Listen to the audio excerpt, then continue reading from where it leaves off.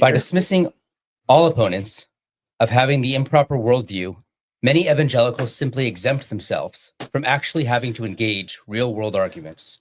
It's a cheap debating tactic, and it has negative implications. Instead of participating and leading public discussions like our Christian forebears, these evangelicals sever themselves from the public square.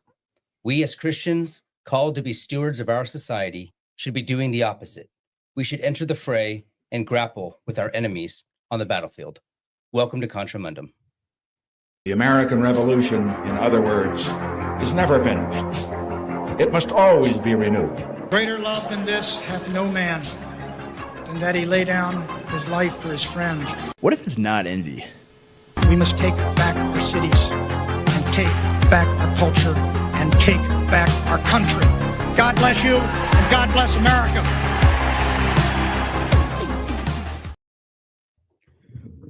We're live.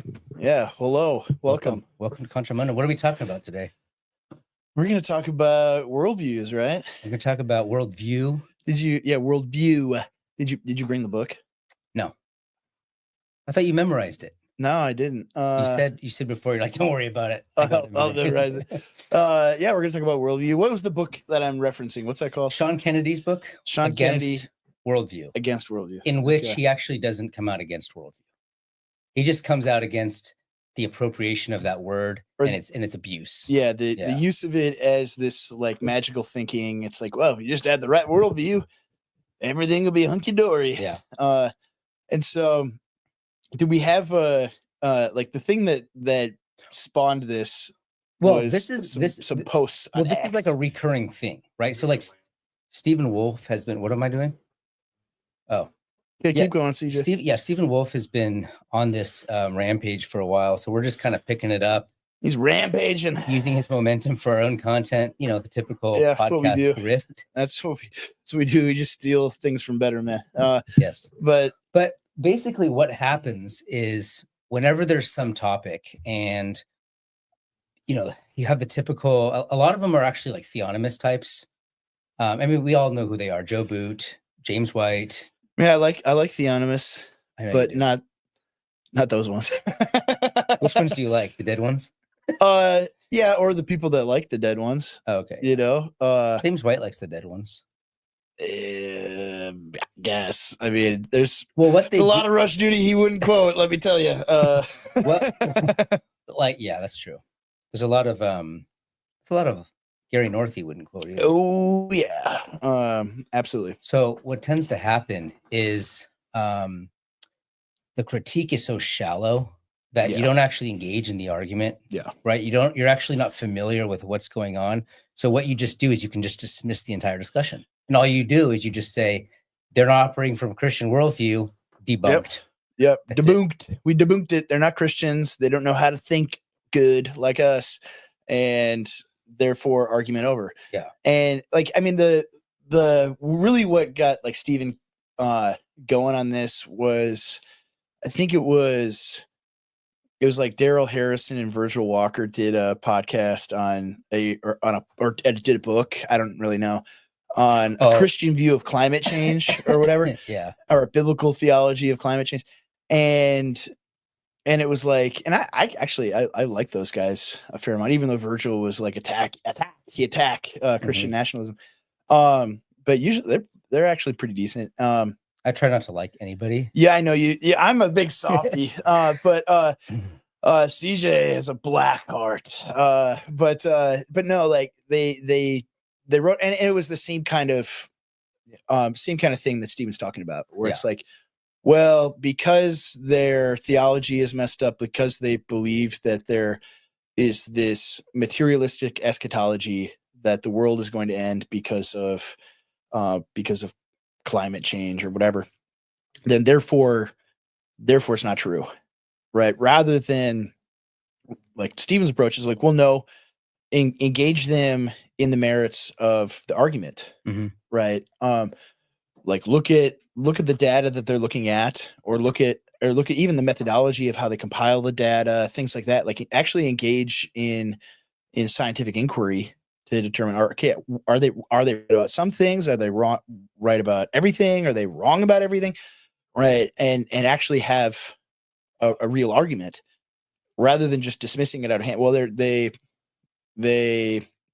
don't have the biblical worldview like we do, Mhm. so That's therefore important. therefore they're totally wrong. The biblical aspect of that is really important because that's what they do, right? So that they can't look at Christian history, they can't look at the development of the church, they can't look at Christendom, they can't look at culture, they can't look at the progress of our knowledge and the buildup of our experiences. They can only deduce their conclusions from biblical exegesis. Yeah. That's the thing that I think Stephen has the biggest problem with. Yeah.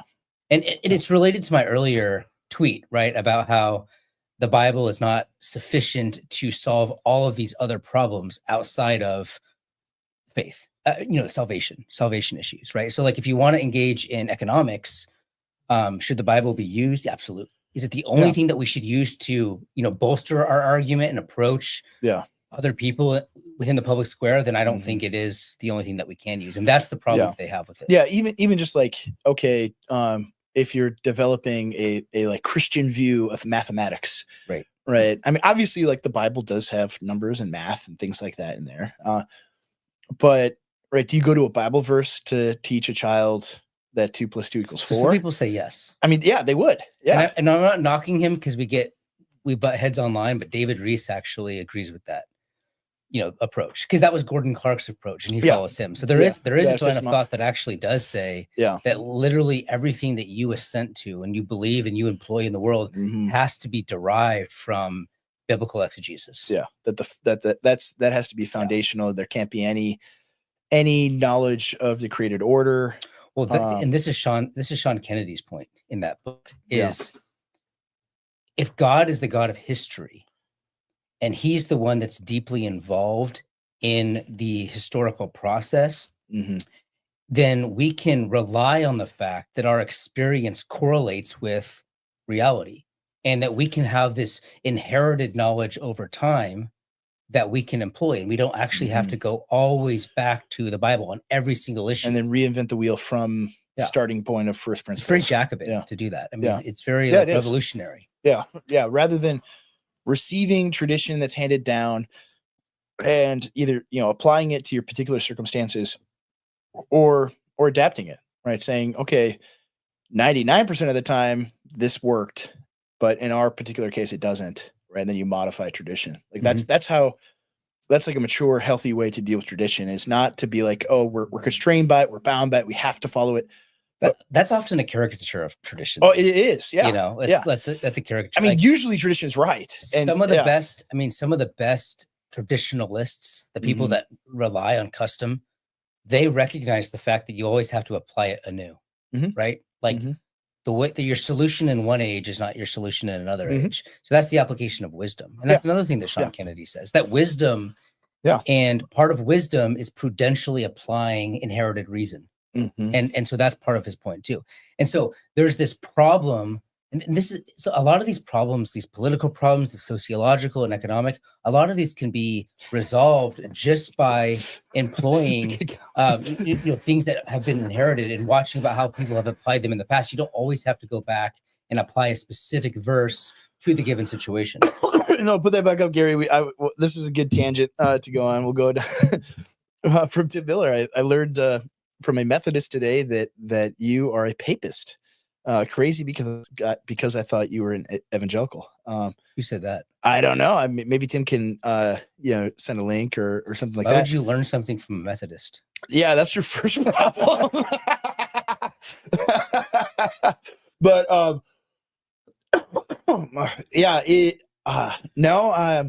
the reports of my swimming the Tiber are greatly exaggerated. Never have been Roman Catholic, and I don't think I'm ever going to be, despite unending attempts by many of my Catholic friends. Like it's not going to happen. Sorry, guys. Because you have a biblical worldview. That's right. Yeah, I mean that is the one too. Like I don't know if Gary could pull up the tweet, Gary. By the way, Gary had got a nice haircut. I know. I didn't even mention that. But really nobody can see it. Nobody can see it. But the Stephen Wolf tweet where he was interacting with James White about Amy Coney Barrett. Like that's the one that really got me going. Like if you could pull that one up, such a good example. it is a tremendous example of. It's probably of what we're on talking Stephen about. Wolf's timeline. Yeah, That's the so best way to find it. Try to find. Yeah, you find Stephen while we. Oh, Uh-oh. yeah. Wrong Yeah. button. Wrong button, Gary. But yeah, it's like all of this stuff. I mean, and I used to be in like theonomic libertarian world too, and to like a limited extent, like it makes sense. And this is actually one of Stephen's arguments that he made, is that like the early theonomists were the ones that stood outside the post-war consensus in the 70s and 80s, right? And drew back on older tradition. Like you can read a lot of the like historical writing that Rushdoony did was always fascinating. Even if you didn't accept his ultimate conclusions, that are just even of like application of biblical law in Christendom. Yeah. Right. Like that's a thing that did happen, right? Whether it was actually, theonomic in the way that he would describe or not, like they did do that. And that stands so far outside the post-war consensus because, oh no, we're pluralists. We believe in freedom of religion and no religion should dominate the public square. Well, they were rejecting that out. That was like the basis of their whole thing, is like, no, America needs to be Christian, and our laws and our customs and our way of life needs to reflect that and be based on God's word. Yeah. And so like, that's really good. That's a really good instinct, really good impulse. And I think that's probably more than anything else what in that period of my life originally attracted me to it, is I could see in one sense or another that things are really messed up, and these guys have an answer that's outside of the thing that is really messed up. And it was refreshing to view it that way. But I think the later theonomists, right, the current generation of them, many of them have adapted theonomy to the post-war consensus. Exactly. And so it's like, oh, see, actually, if we apply biblical law, the United States should give infinity billions to Israel and Ukraine and everywhere else, or have open borders, or if whatever. you're conservative, then the biblical worldview mandates that you don't do any of those things. It's like whatever political position you have, you can just baptize it in the Bible. Yeah, and like you can. Gary thought that was funny. Yeah, you can like. Do you have your laugh mic on? Yeah, he's just pressing the laugh button.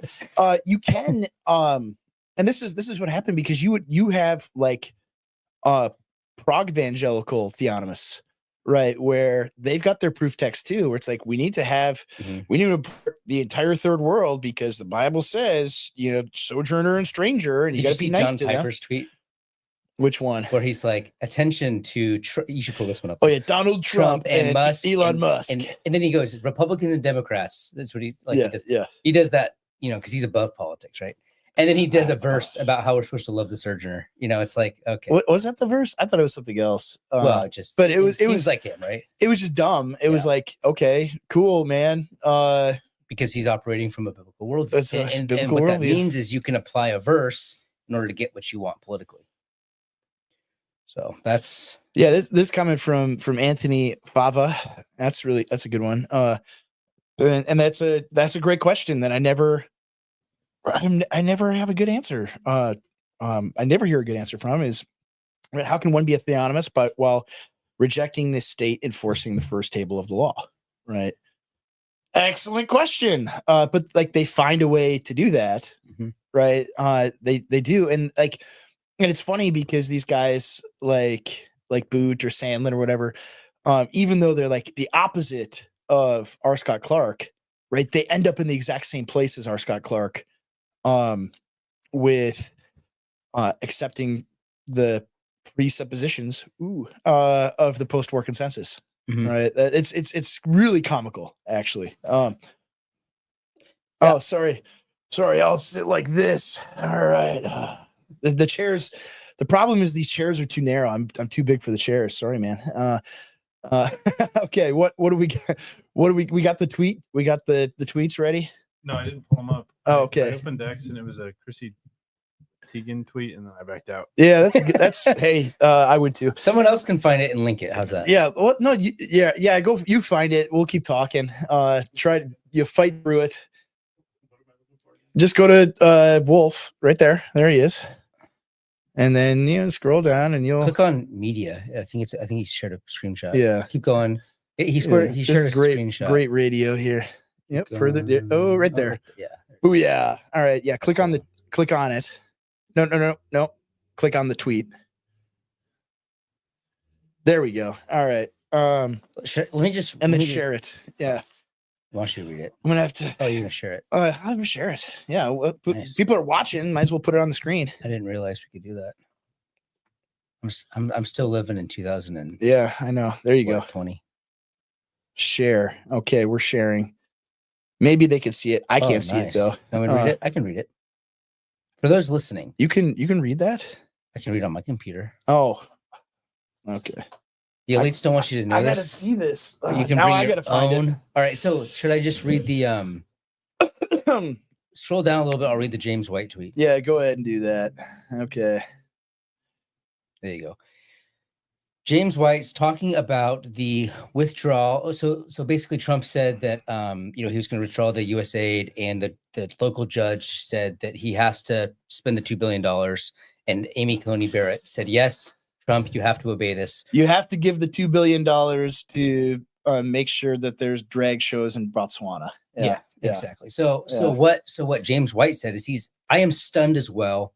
I have the feeling that a number of key policies and decisions needed to try to keep this nation and its economy from the course of self-implosion charted by the left will be scuttled by the significantly less conservative Supreme Court.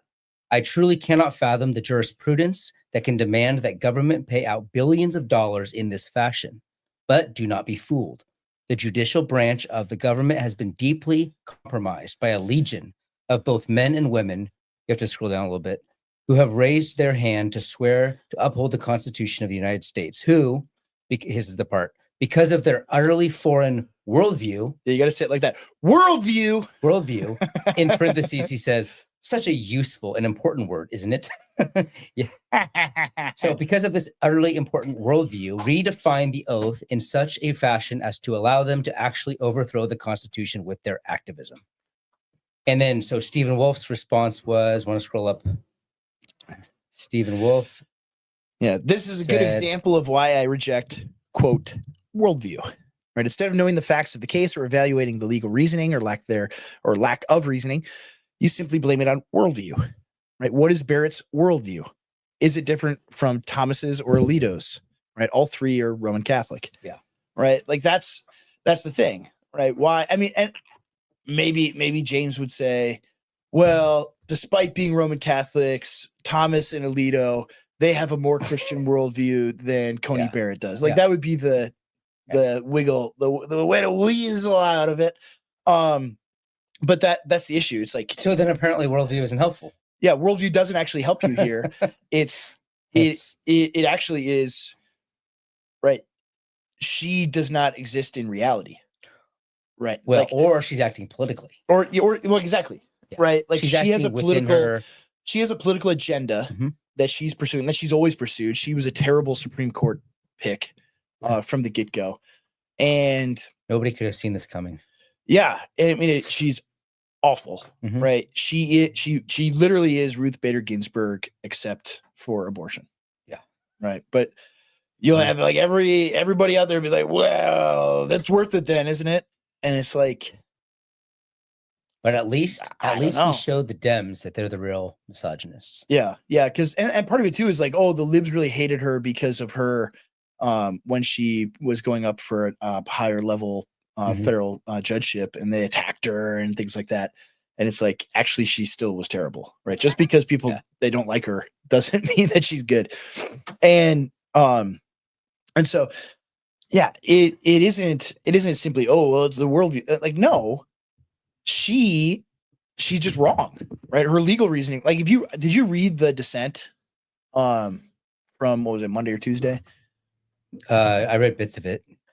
Right. I think it was Alito that wrote it. And he's absolutely right. Like, how on earth does any federal judge in the country have the ability to just restrict what the executive branch can do? What worldview is she supposed to be operating on here? Like, did he elaborate on that? No, I'm sure.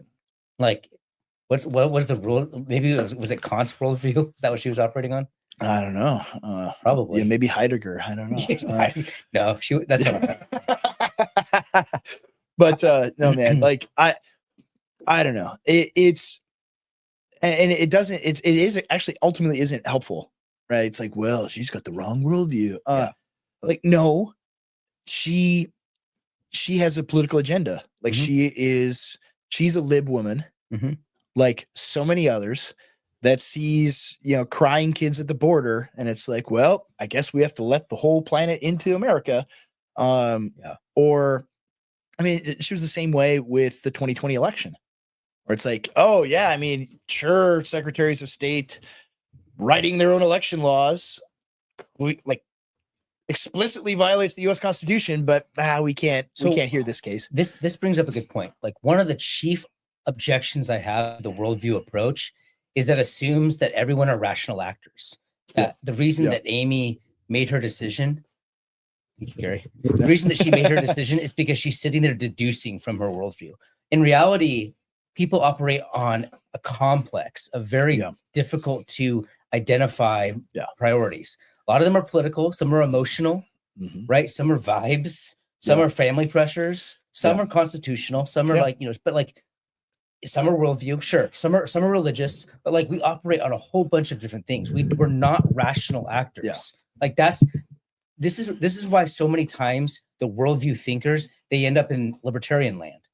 Because libertarians have that same approach where everybody's sitting there deducing. And if you have your priorities right and your deduction right, and you know your logic and your syllogisms, then you'll come to the right conclusion. And their problem is that they started from the wrong basis, but nobody acts on that basis. Nobody acts in that way. Like, we are not, these people are political agents, and they're acting on clashes of group interests and other motivations. It's a way better way of explaining it. The problem is that in order to explain it, you actually have to engage the argument. Yes, you do.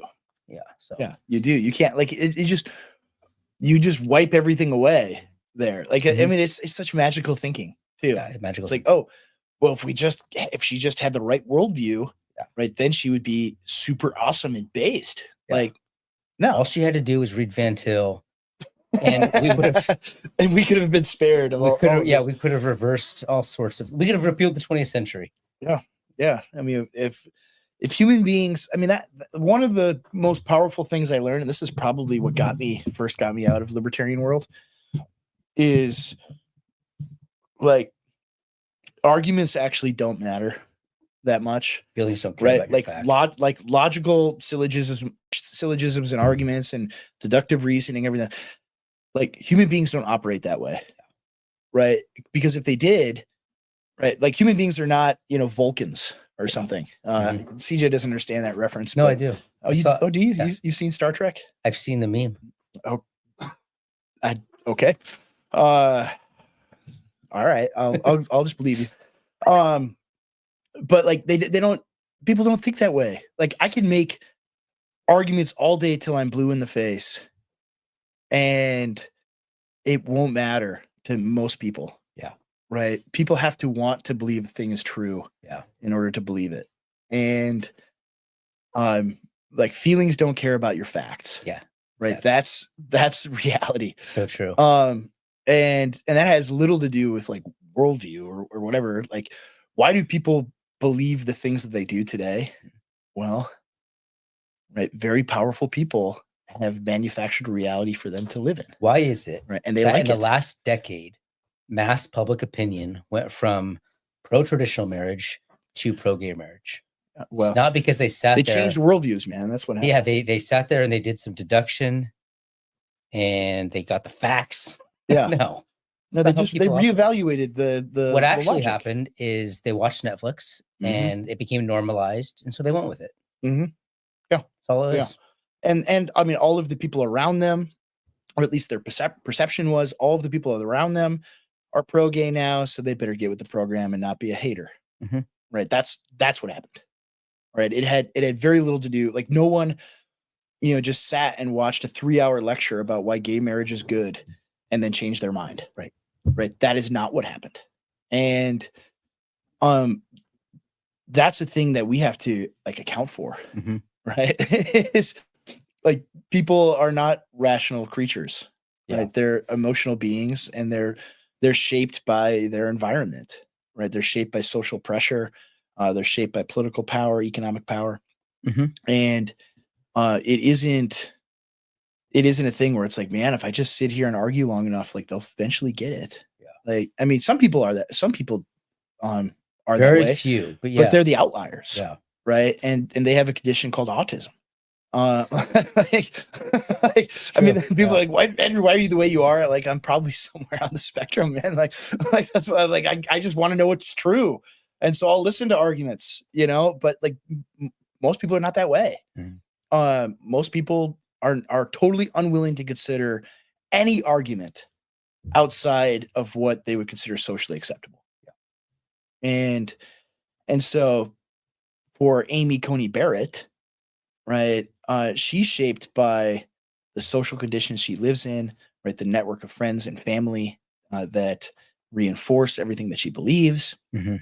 right? That's what she's shaped by, not by some mystical worldview that she holds. Yeah.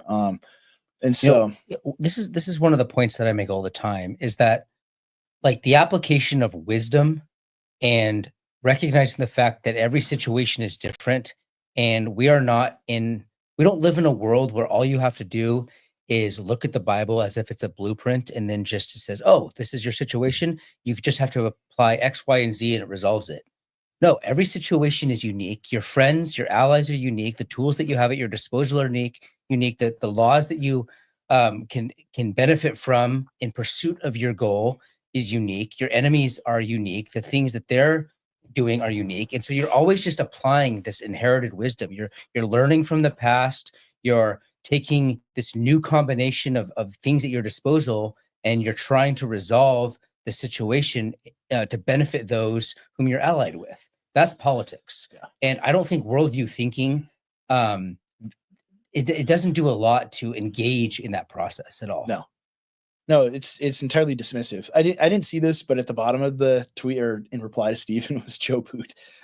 Your nature-grace dualism is a synthetic philosophical worldview that mixes Aristotle with Christianity and informs all of your commentary. Right? Joe Boot could have been replying to any Protestant reformer for the last 500 years with that. Exactly. Yeah. Like, we didn't discover the Christian worldview until like the late 20th century. Yeah. I mean, maybe they were all using Aristotle. Yeah. I mean, they maybe were all it starts using with grace in nature. Yeah. Doyeweerd. I'm not Dutch. So, Doyeweerd, and Kuyper and men like that. Like, and the little bit I read of the book, what was his name again? Kennedy. I'll try to remember that. Sean Kennedy. Read his book, part of his book. Only got 5 minutes with it because CJ stole it back from me. Oh. But yeah, it's true. I stole it from him first. So turnabout's fair play. But like the point that he made is that it was in a particular context that they did those things. Yes. That like worldview thinking was in the context of religious pluralism. Mm-hmm. And so you had to, right, and you're in the midst of like cultural battle constantly, right? And so you had to demonstrate that your religious worldview is superior to all others. Mm-hmm.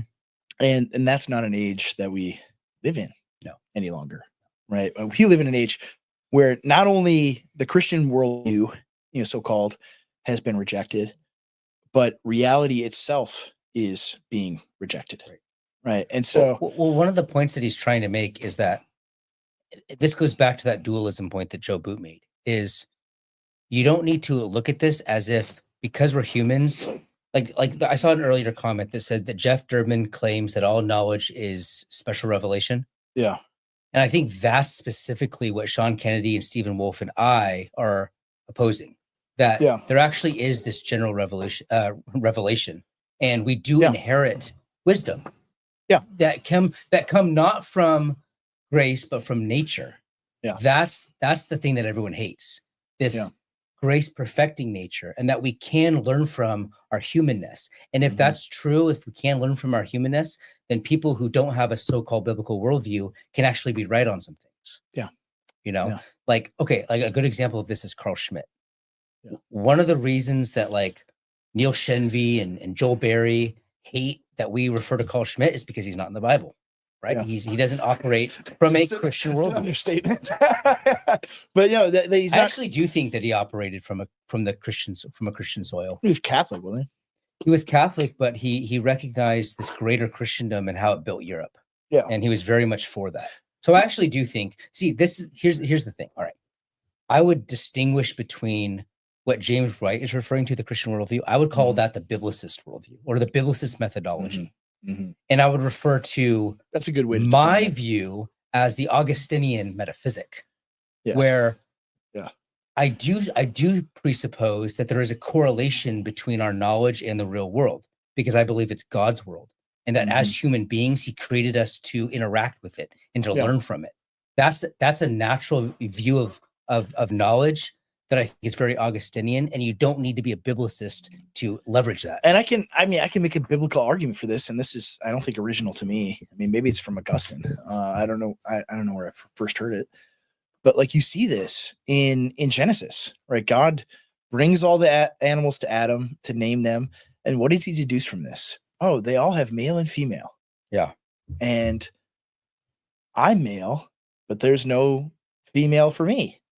This isn't right. Yeah. Right. Like he takes the created order that God had made. right. Right. He takes general revelation that God had made and he deduces truth from it.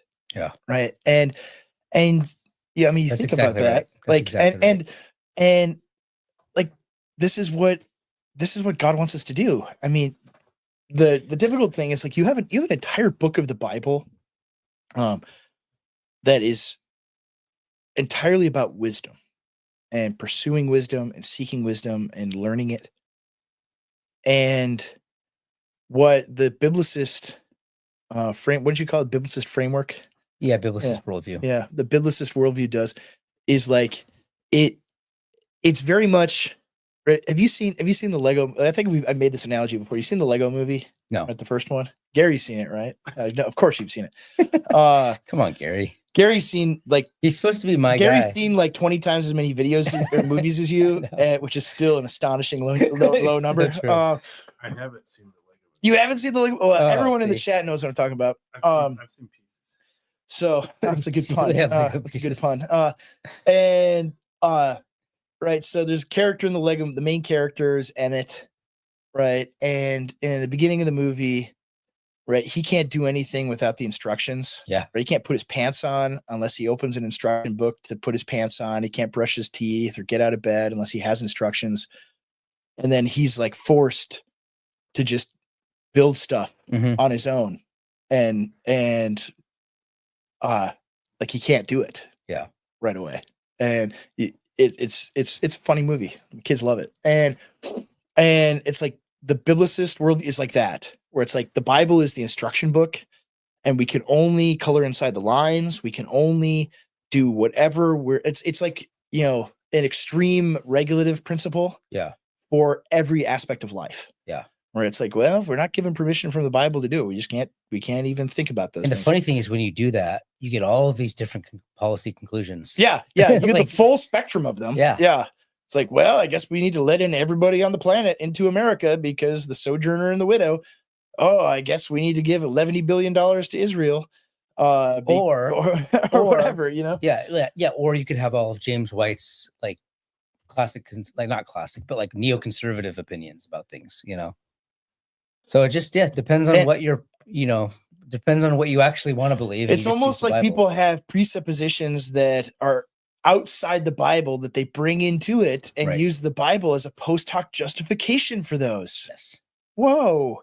But it's it is crazy though, because like if you apply wisdom to all the things that you know from the world, right? All the experience you have, all of the things that you've gone through in your life, all of the difficult things, all the lessons you have to learn the hard way many times, right? That is the wisdom Mhm. that God is calling us to.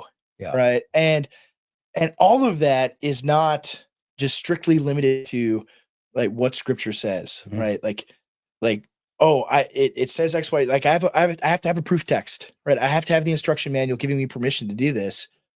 And it's like, no, like the Bible is the final and ultimate standard.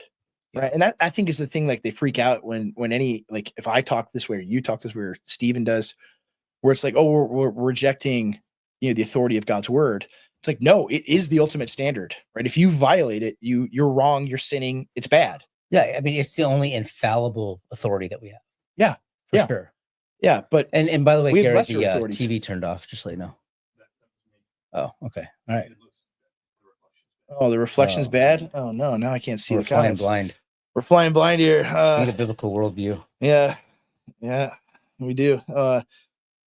Well, what were you gonna say? I probably interrupted you. I do that.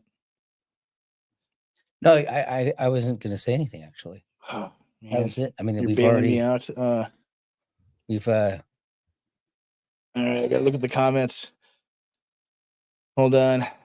I'm signing in. oh man. Oh, can't read that one out loud, but I agree. I agree. So yeah, okay. I'm back in. I can see the comments again. There's some good ones. Yeah, Gary's just going wild on the comments now when we can't see them. But man, I wish I had the book because I want to read the theses he had in there. You did. No, I mean on this Yeah. dream, man. Oh, the 7. Yeah, Gary you have can- it? Gary can go get it. You want to grab the book? Yeah. It should be on the desk. It's yellow. It's yellow. Yeah. Oh, yeah, you do? do. I'll get it. I'll get Oh it. no. You do it, CJ. I got it. I'm going. All right. I'll be back. This is crazy. I need some questions from the comments to keep us going. I should have Gary step in. Gary, what do you think? Did you read the book? Are you live? Can people hear you? They can hear me now. That's crazy. No, I didn't read the book. Oh, it's nice to have a little draft in here. This room gets so hot. Yeah, This is I'm cool. gonna A call little it impromptu discussion. a nice little black pill session. Yeah, I mean, Gary, who's more black-pilled, me or you?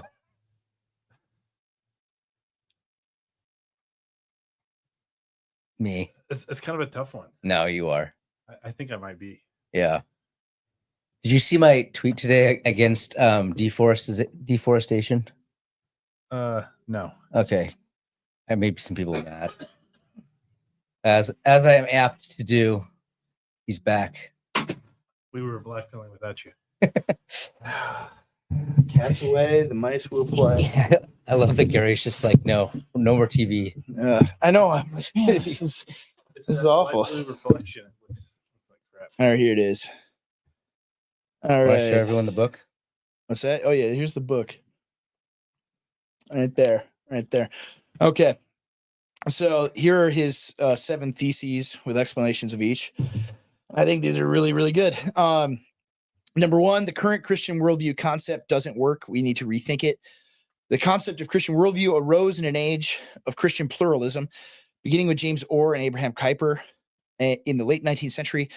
Worldview thinking was adapted to fit the polemical context that the church found itself in as Western culture shifted away from Christianity. Christian worldview education emerged in the latter part of the 20th century as a defensive weapon in an age of cultural combat. Our situation is different now and requires a different approach to worldview in education. All right, you want to comment on that one? What do you think?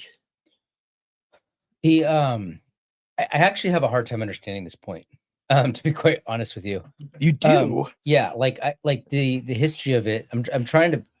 I guess I need a good rhetoric to wrap my head around it. Like why was it necessary? Why before was and it? not now? Well, why was it okay? Why was it permissible in that context?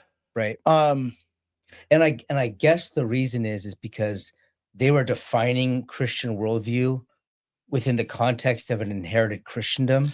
yeah, you're Whereas still. today they're defining it on the basis of the Bible alone. And so that's I guess I'm answering my own question, but like he's juxtaposing between what they were trying to get across. You gotta move your foot. Sorry.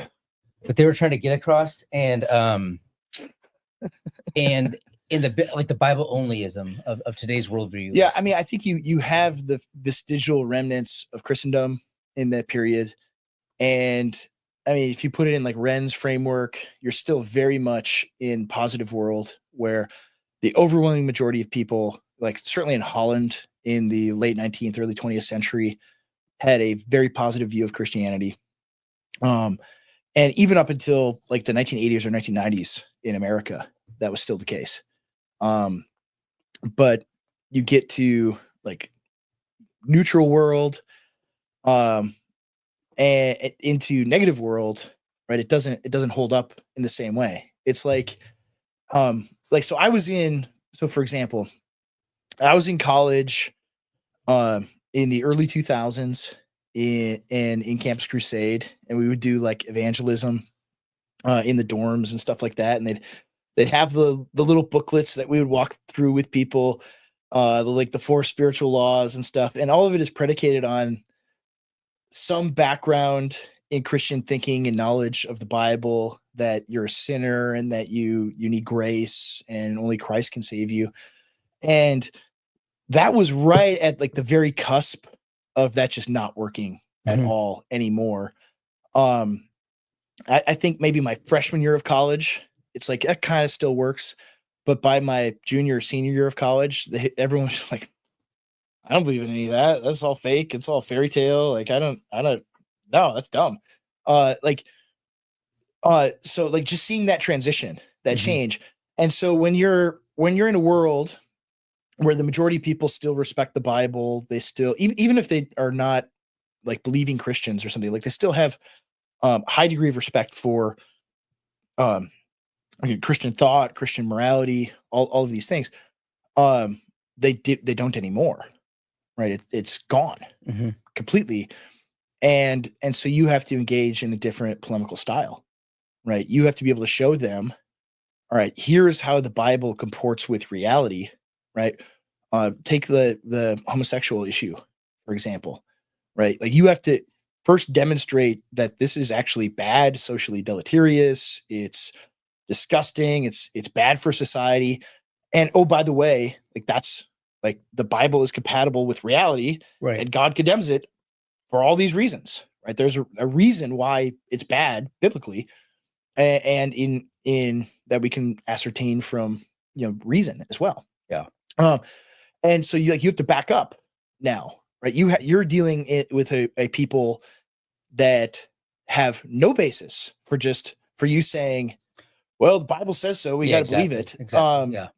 Right. This is what the Bible says. Well, they don't buy that. Who cares? Well, who cares what the Bible says? Yeah, exactly. That's their perspective.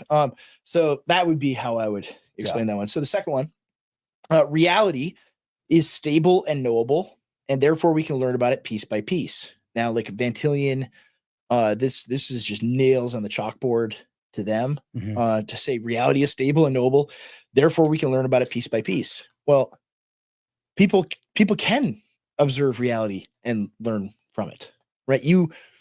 And this is why, like, even in the realm of like social science, right? Like the best social sciences or scientists are able to basically like reverse engineer a Christian ethic. Yeah. Because they see, all right, like divorce is bad, homosexuality is bad, like sexual promiscuity is bad sociologically. Like it creates all these terrible outcomes, and they backwards engineer, right, the same thing that I believe coming from the Bible. Yeah. And so like and they're not Christians, like they don't have a Christian worldview that brings them to these things, but they understand that it's true. Yeah. It's real. And it's like that leftist post where it's like, well, if men are going to make decisions with our bodies, right, and make us have these children, we can't abort them. Well, then men are going to have to stay in the relationship and pay for everything. It's like, congrats, you invented marriage. Yeah, exactly. Yeah, exactly. And so like reality is stable and knowable. Like the created order that God made, people can know. And yes, it is marred by sin. Like people are going to mess things up. But it doesn't mean it precludes them from any knowledge of it. Well, and this is another thing. Like a lot of what the Bible is it's actually echoing natural law. And that's Yeah. like that. You can get in trouble for that. And I You're- know you probably historically disagreed with that. You're getting in trouble right now. I'm sure people all over the internet are outraged at you like- saying that. Like I mean, like the Davenant guys, they actually have really good contributions in this area. That Mhm. the Bible, like when Paul's describing the dynamics between the man and the woman in the church, he's saying he's appealing to nature. Yeah. He's appealing to what they already nature. know. Yes, to what they know Right. inherently as Yeah. humans, Yeah. and as observant beings within society. Yeah. And like so, like when he has these instructions in First Timothy about the church and stuff, a lot of that is just him pointing out things that are true by nature. And so, and this goes back. I mean, this goes into all kinds of different directions. But like there was that debate a couple of years ago about whether women should be pastors, and a lot of the sort of the squishy complementarians, Yeah. they were arguing that it was just this random arbitrary rule in the Bible that for no reason at all happened to be in there, but we have to obey it because it's there. Whereas the more traditional patriarchal view is that, well, no, Paul's just echoing ontological truth. These are natural truths, and so the Bible is something that reflects natural law, and that's the thing that Joe Boot was pushing back on because that's exactly what Stephen was saying, that there is this dynamic where nature is perfected by grace. Nature's not bad. It's not something we have to conquer. It's not something that the Bible has to correct. It's actually something that it uplifts and perfects. Yeah. Yeah. Correct. Yeah. So he says Christian educators ought to embrace the epistemology of Christian realism, which affirms the existence of objective created reality that generally corresponds with our sense perception of it. I mean, that is an issue where biblicism, even on I remember the debates over gay marriage and things like that over the last 15, 20 years. And, people that argued strictly from a biblicist standpoint really, really, really struggled with these things because they couldn't make the sociological arguments. They couldn't make natural law arguments about why there is marriage.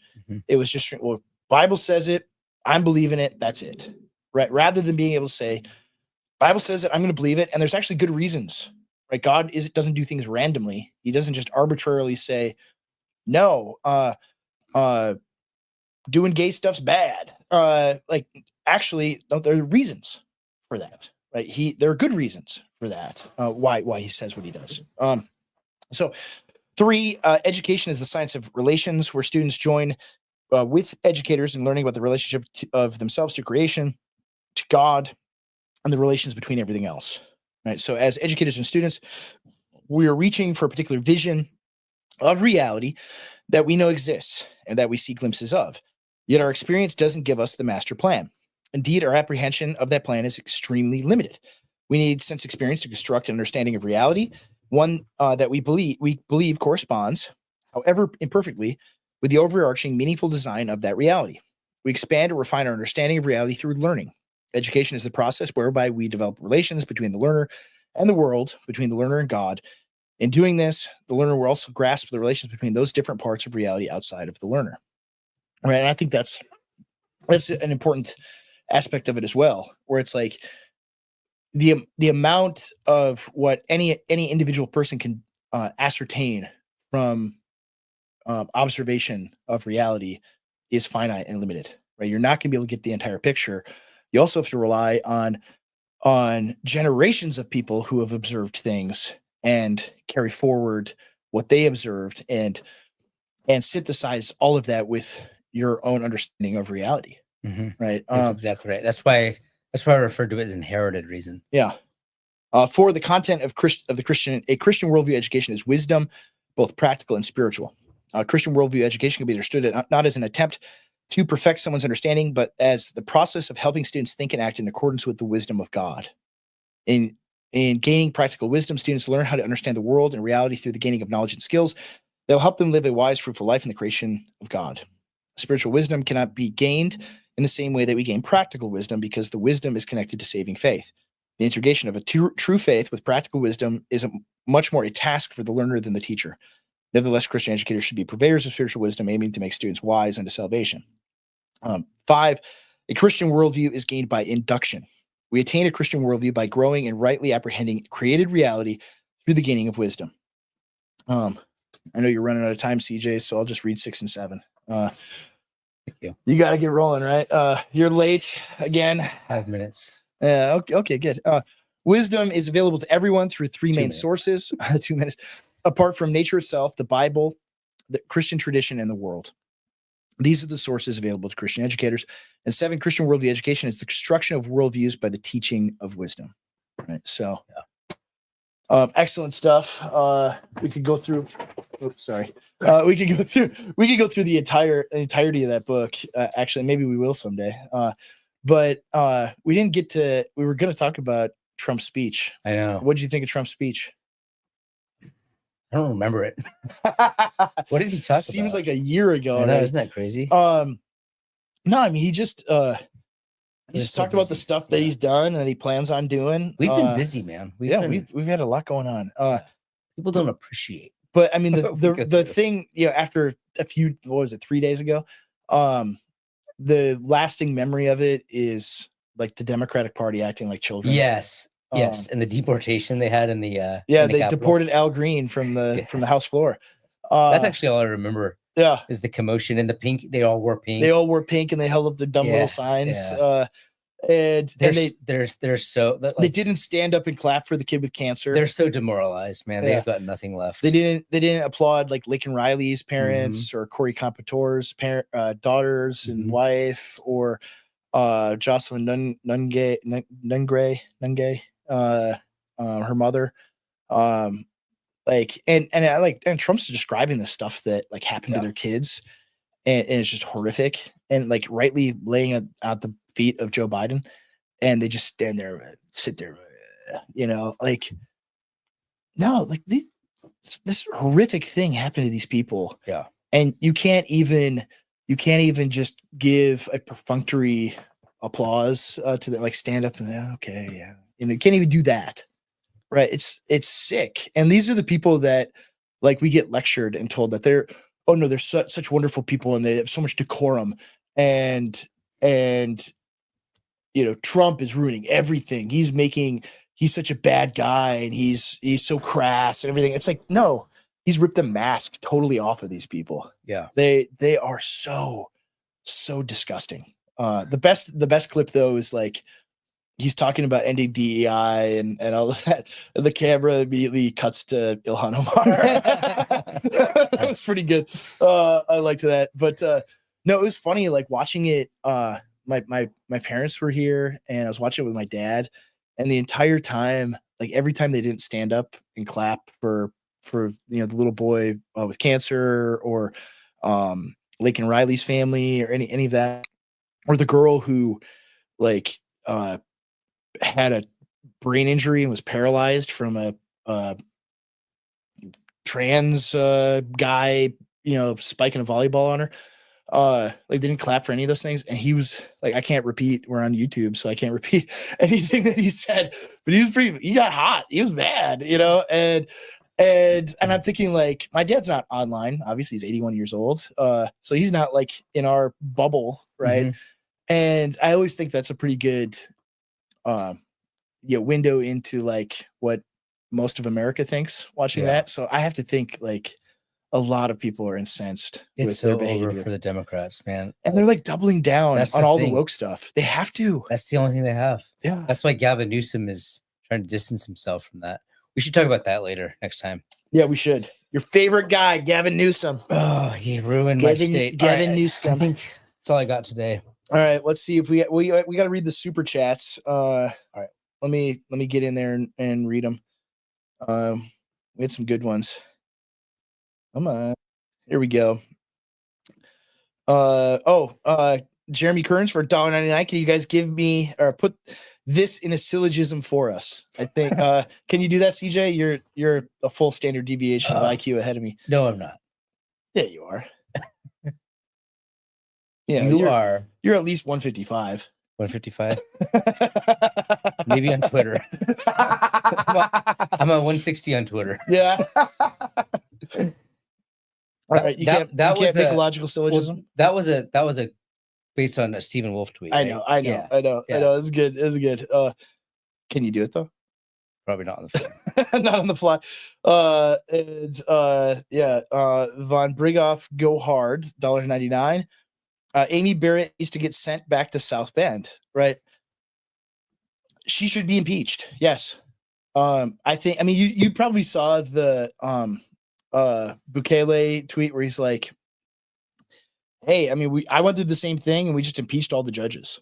He said that? I didn't saved see the that. country. It's Yeah. hilarious. And it's like, Why wouldn't you impeach like a leftist though? And then well, yeah, I mean, you would get rid of and then you can pressure her into Jumanji Brown and Lena Kagan and what's the Sotomayor and what's the other one? I don't know. Get rid of John Roberts. Then Amy Coney Barrett. All five of them. Just clear them out. Right. I mean, we're Has not that been done before? I a don't Supreme Court justice has never been impeached, as far as I know. Yeah. It would be hard. Like the public will for that is not there. I wish we can all dream, but it's not going to happen. It would be probably easier for him to pack the court than it would be to impeach a judge. Yeah. And I'm saying that's not going to happen either. So I agree. okay. I agree. Well, all right. Well, that's all we got for today. It's a short episode. I'm sorry. CJ has to go. He overbooked himself as always. You don't have to apologize. They'll get more CJ somewhere else. you got to pay for it. But what else do we have coming down the pike? Like what's next Wednesday? What do we have? Next Wednesday for our premium interviews. I think we're going to do Jeff Deist. Jeff Deist is on Wednesday? Probably, yeah. We have one in the hopper, but I don't know when we're gonna release it. Well, we got a few. I mean, we've got one with Jeff. We've got one with Oren that we're doing. John Harris. And John Harris. Yeah. So we've got several guests. I don't know the order, but so I don't know. I don't know the order that they're coming into. The John Harris one was a fun conversation. People are gonna love it. That was a blast. And so that's all we got for today. Stay peacefully dangerous. Have a wonderful Trump weekend, and we will see you next time.